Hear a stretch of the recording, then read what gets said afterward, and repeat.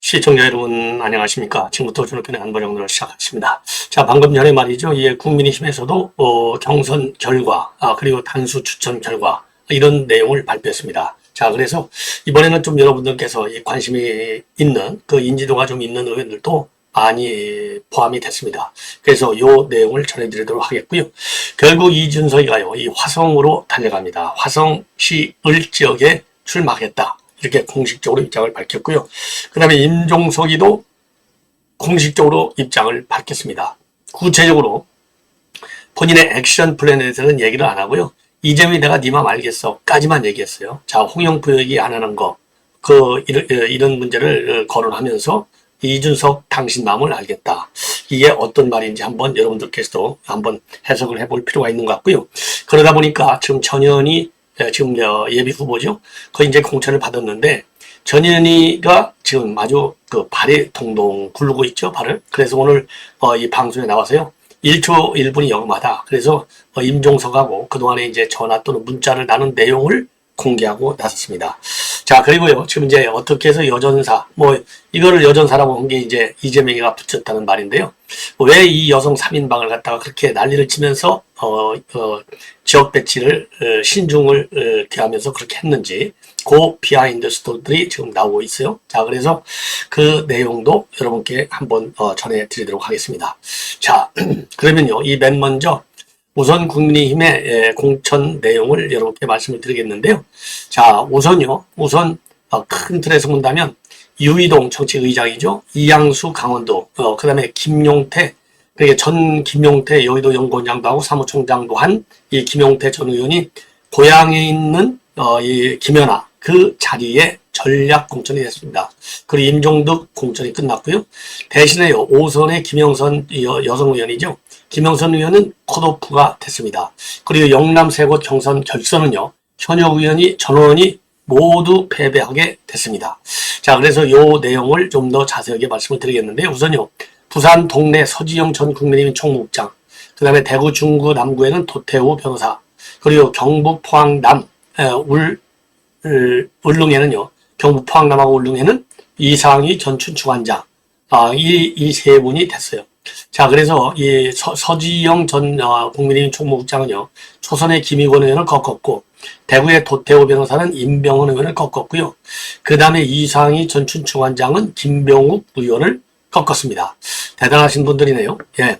자, 그래서 오늘 2차 경선. 그 다음에요, 단수 추천을 받은 분들은 유이동 평택병, 그리고 평택갑의 초선 비례 한무경 의원이 단수 추천이 됐고요.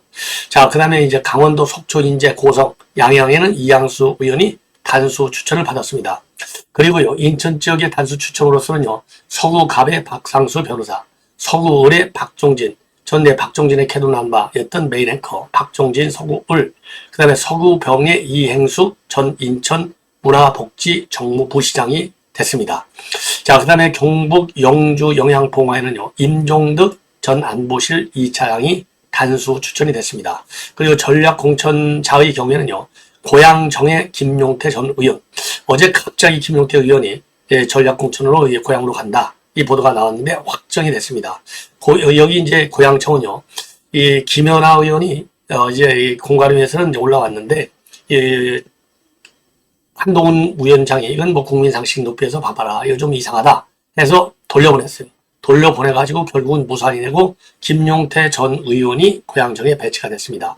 고양갑에는 한창섭 전 행안부 차관, 그 다음에 수원 을에는 홍윤호 전 국회 사무처 홍보기획관, 그리고 노원 을에는요, 김준호 전 서울대 국가재정연구센터 연구원이 됐고요. 그 다음에 인천 부평 을에는요, 이현은 전 국민의당 인천 부평 을 지역위원장이 됐습니다. 자, 그러니까 이제 홍영표 자리에 이제 맞상대로 간 거죠. 예, 거기에는 이제 홍영표 자리에는 국정원의 1차장 출신인 이제 박선원하고 다른 사람이 이제 경선하게 돼 있고요. 그 다음에 이제 김용태 전 의원이 추천된 이제 고양청은 아까 말씀드린 대로 김연아 의원이 본래 이 단수 공천이 되려다가 안 되고 이번에 이제 전략 공천이 된 거, 이게 이제 의미가 있는 것 같고요. 경남 창원의창에서는요, 김영선 의원이 5선인데 경선 배제 컷오프가 됐습니다. 그래서 창원의창은요, 김종량 전 경남경찰청장, 그리고 백철순 전 대통령실 행정관의 양자 경선이 결정이 됐고요. 창원의창. 자, 그리고요, 이 김 의원은 김해갑으로 출마하겠다라는 의사도 밝혔지만요, 김해갑은요, 김 의원을 제외한 3인 경선적으로 결정이 됐어요. 그래서 이제 이 김해갑에서는 3인은 누구냐? 권통일 전 교육부 장관 정책부 장관, 김정권 전 의원, 그 다음에 박송호 전 경남도 행정부지사가 경선으로 결론이 났습니다. 자, 그 다음에는요, 또, 이 김재원 의원은요, 이 박형수 의원하고 양자 경선, 즉, 경북 의성, 청송, 영도, 울진입니다. 그리고 서울 노원 가위경은요, 김광수 전 서울시 의원하고요, 김선규 한국사이버보안협회 회장, 그 다음에 한경변 전 서울시장 비서실장의 3자 경선으로 결론이 났습니다. 예. 그 다음에 안산을의 경우에는요, 박용일 전 대통령 지인수의 경제 2분과 실무위원, 서정현 안산단원의 당협위원장, 양진현 논온누리 대표 변호사의 3자 경선으로 치러지게 됐습니다. 네. 자, 이렇게 해서 이제 그 3자 경선 측이 이제 결정이 됐고요. 그 다음에 고양을은요, 3자 경선인데 이정형, 고양시 제2부시장, 장석환 대진대 교수, 정문식 고양시 서울편입 추진위 공동위원장이 이제 고양을 지역이 됐습니다. 자, 이래서요, 이제 거의 다 우리 국민님도 이제 그 공천이 마무리되는 그런 상황이 아닌가 이렇게 생각이 됩니다.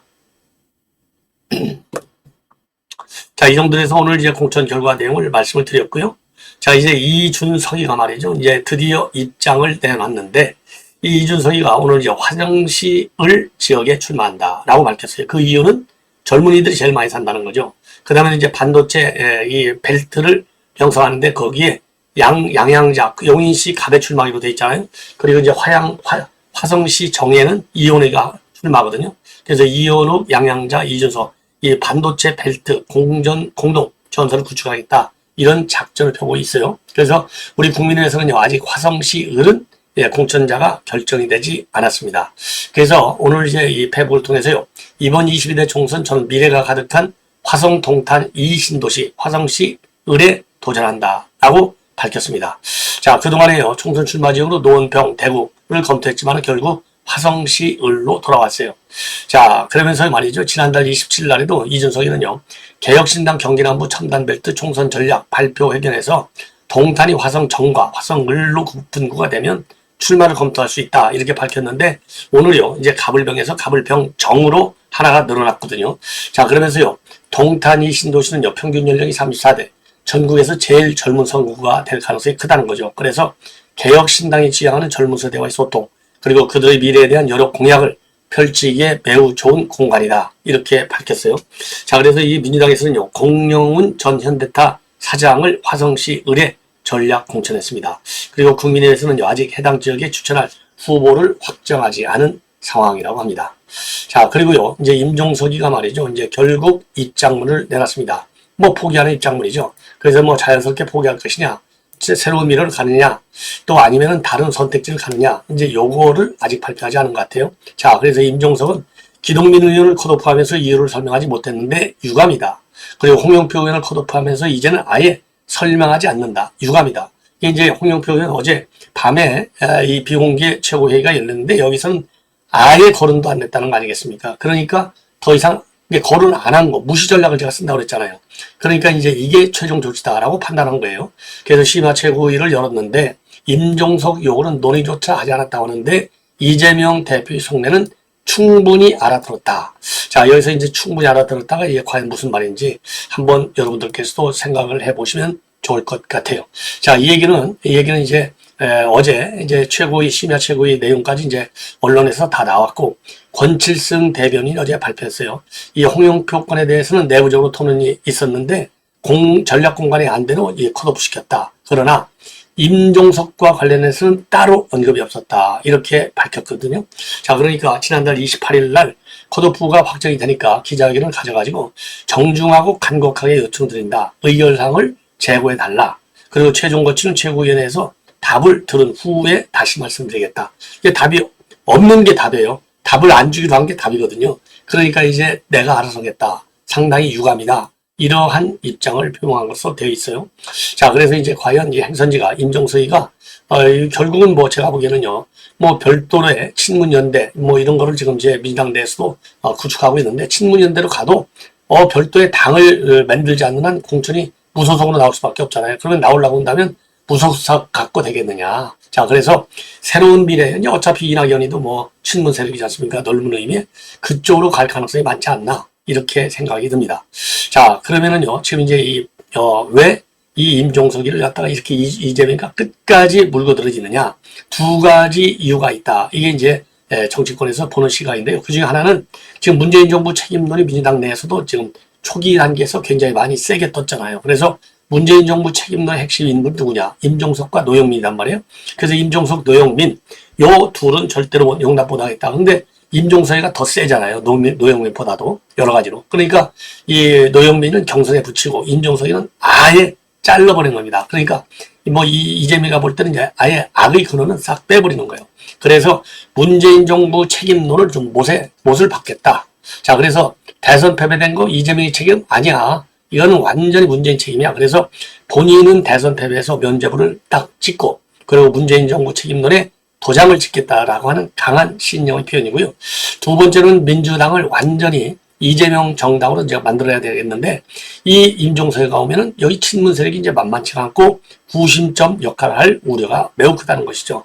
그런 측면에서 이 당을 완전히 이재명 당으로 완성을 하는데 장애가 될 수 있다. 그래서 민주당 장악에 걸림돌이 된다. 이렇게 판단했기 때문에 결국은 임종석이를 끝까지 배척한 것이 아닌가. 이렇게 생각이 들어요.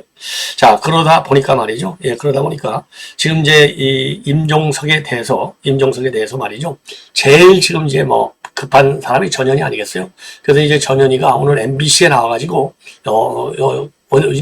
어제 MBC에 뉴스 하이키에 나와서 이제 본인하고 연락을 했는데 이제 문자만 딱 한 번 주고받았다. 자, 그런 그 입장을 밝혔어요. 그래서 본인도 본래 정도 나오려고 했는데 선당 후사 입장으로 당의 입장을 따라와서 여기까지 온 것이다. 그러니까 본인이 오고 싶어서 왔다 그러면 이제 임종석이가 참지 않죠. 그러니까 나는 아무 관계 없어. 나는 선당 후사에 당에서 가라고 해서 나도 불가피해 온 거야. 그러면서 임종석 당신의 마음을 나도 알겠다. 왜? 본인도 종로에서 밀려서 성동으로 왔으니까. 그래서 이해한다. 그러나 내가 지금 굉장히 급하니 좀 길을 잘 정리해달라. 마음을 정리해달라. 이런 간곡한 사연으로 입장을 내놨습니다. 자, 그래서 이거 조금 더 자세하게 이 전현희의 이 발언 내용을 보면은요, 총선이 40일 정도 남았는데 저에게는 1시간 1분 1초 매우 아깝고 절박하다. 그래서 임종석 실장께서 이 상황을 마음의 정리 잘 해달라. 저도 종로에 뛰다가 당의 부름에 응해서 선당 후사하겠다고 그만둔 그런 상황이었기 때문에 비슷한 아픔을 나도 겪어서 한다.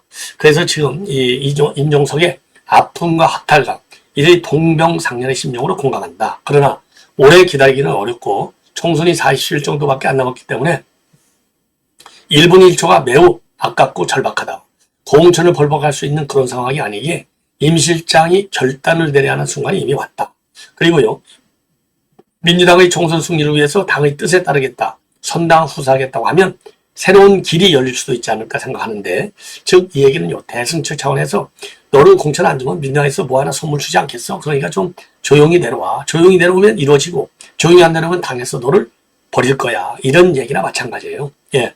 그리고 임 실장과의 연락과 관련해서는 직접 만나지는 못했지만은 연락은 몇 번 시도했고 그 다음에 문자를 한 번 주고받았는데 아마도 임 실장이 개인적으로 굉장히 혼란한 것 같다. 그래서 일단 보낸 문자에서 저에 대해서는 아무런 유감이 없고 지금 이 상황이 좀 힘들다. 그런 취지의 문자였는데 저도 그 상황을 충분히 이해하고 일단 제가 의도치 않게 그렇게 힘들게 해서 송구스럽다. 그렇지만은 한 번 뵙자. 이런 식의 문자 답장을 드렸다고 밝히고 있는데요.